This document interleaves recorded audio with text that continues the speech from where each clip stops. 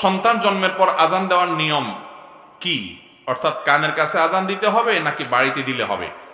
সন্তান জন্মের পর সন্তানের ডান কানে আজান আর বাম কানে একামত দেওয়া মুস্তাহাব।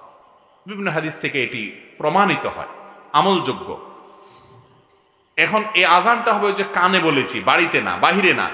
এখন বাচ্চার কানে আজান দিবেন মানে কি? মাত্র জন্মগ্রহণ করছে নবজাতক শিশু, এর কানে যদি আজান দেন তো কান ফেটে যাবে। চিৎকার করে আজান না। এর মানে হলো আজান দিবেন কি, আজানের বাক্যগুলো শুধু তার কানে শোনাবেন। কেউ একজন কোলে করে ধরে রাখবে, আপনি তার কানের কাছে বলতে কানের কাছে মুখ করে না, যা সে শুনতে পায়, এভাবে আপনি আজানের বাক্যগুলো বলবেন ডান কানে, আবার বাম কানে একামতের বাক্যগুলো বলবেন। এর মাধ্যমে তার আল্লাহর বড়ত্ব এবং একত্ববাদের তার ভিতরে ঢুকে যাবে। সে তো বুঝে না, কিন্তু এর একটা প্রভাব তার মধ্যে পড়বে। আজকাল দেখা যায় সন্তানরা হাসপাতালে হয়, বিভিন্ন জায়গা হয়, আজান আর দেওয়ার খবর নাই, একামত দেওয়ার খবর নাই, মিষ্টির পোটলা নিয়ে সব ব্যস্ত।